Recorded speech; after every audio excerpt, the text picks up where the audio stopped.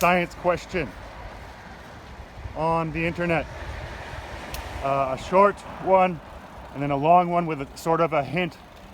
I gave some of the important chemical reaction that's taking place in the fungi or the mold. Uh-oh, what happened? Pedestrian got nailed.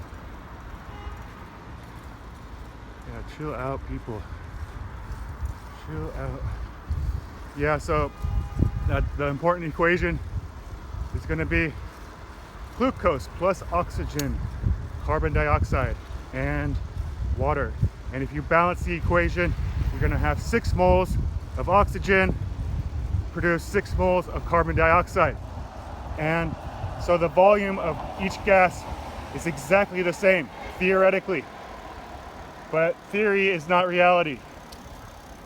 Okay, so theoretically, the volume of gas consumed is going to be the same as the volume of gas respired or produced. Okay, why? Because every gas is 24 cubic decimeters per mole. Okay, every gas has the same volume for its mass.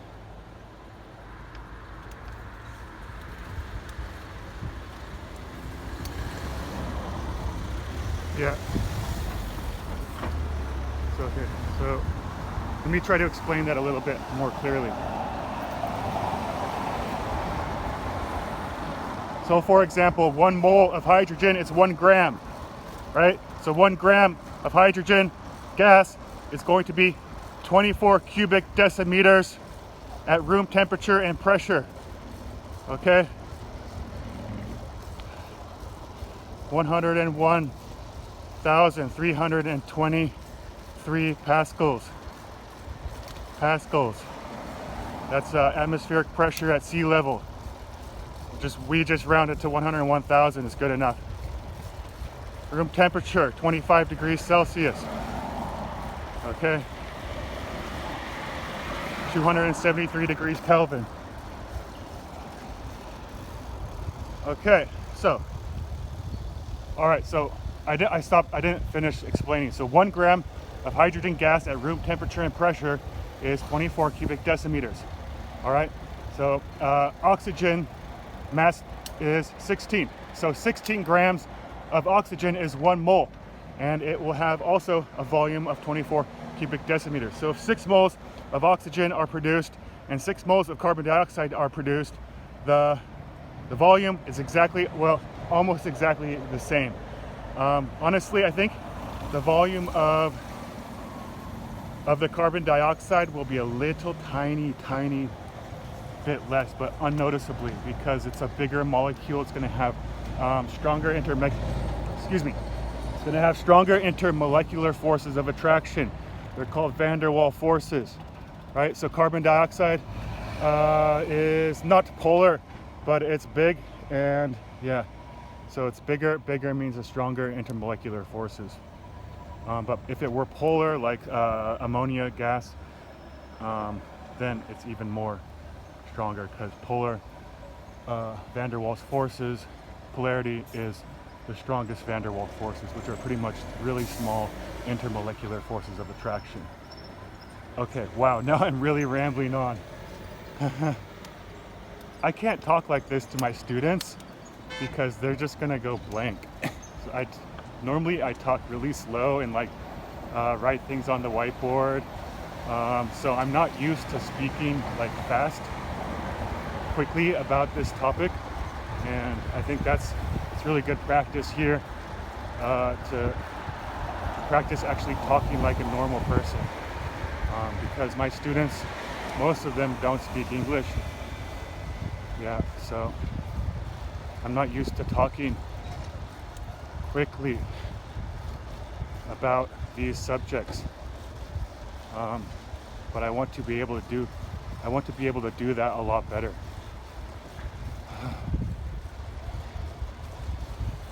Yeah, so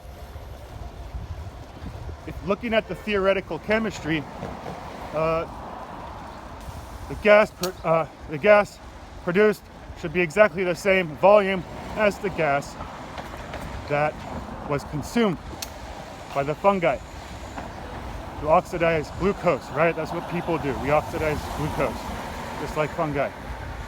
So what happened? He's like, Ganshima. Oh, that means what are you doing? I need to learn how to say what happened in Chinese. I think it's a difficult one. Anyway, yeah, so what happened? Why is the volume decreasing? What happened to that gas? What happened to all those atoms? All right, that's a big hint, big hint. And also, theoretical versus reality is also a huge hint. Okay, so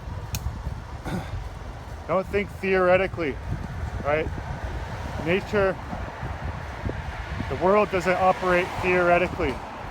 Theoretically is to simplify things so humans can understand it better and quantify things better. But in reality, it's more complicated. There are other factors that we need to think about, especially in biochemistry, okay? So this is not theoretical chemistry. This is like real biochemistry, okay? And also later on, I might have to try to analyze the gas that's in the package, okay? So, but that's gonna be really difficult. I have to think of a way. Oh, I also thought of a way to measure the volume of gas that was lost. Okay, that's super easy. Just get a big measuring cylinder from the computer, from the chemistry lab, fill it full, not full, but fill it like halfway of water and immerse it in the water. Do that with the one that lost gas, and do it again with the one that has gas, the new one. Okay, and then the difference is going to be about how much gas was lost, how much volume was lost. Yes. Another thing that you would have to do that might be impossible is, yeah, it's impossible, I think, is measure the mass of the mold. It's going to be impossible to separate the mold from the bread. And maybe not impossible, but I'll think about it, I guess. But yeah, it doesn't sound like an easy task. So I'm sure there might be some method of separation, but yeah, I don't think I have the equipment for that. Okay, we can always calculate the mass by calculating how much carbon dioxide was lost. And that should tell us the mass of the mold. Oh, now I'm almost giving you the freaking answer. If you understand chemistry, yeah, if you understand chemistry, I just nearly gave you the answer. But if you don't understand, you might still be hung up on this. Yeah, so I pretty much nearly just gave you the answer to this mystery. So hope that helps you. Hope that helps you guys out. I might tag a few more people in that post or in this one, because I think I explained a little bit better.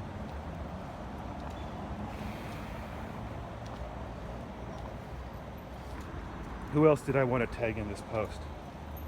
I tagged science teachers I know on Facebook. I tagged,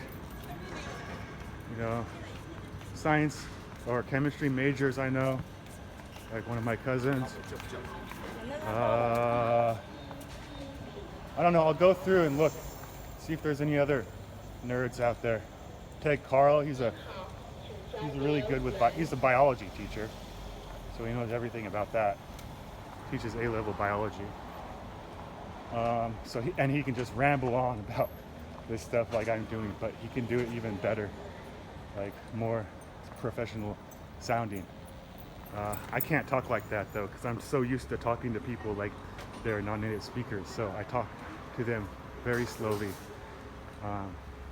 But I'm practicing normal speech by doing this. What's going on here? right there. Right? Oh no, I don't know right here. Oh man, I don't want to go inside. The sun feels too good. I'm just gonna walk down to the end here, and then I'm gonna walk back because the sun is just too good. And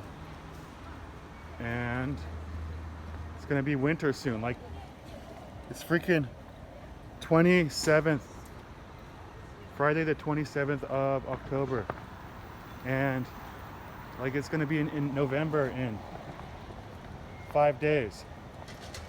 Winter is so close. Any day now it can just snap and boom, be winter.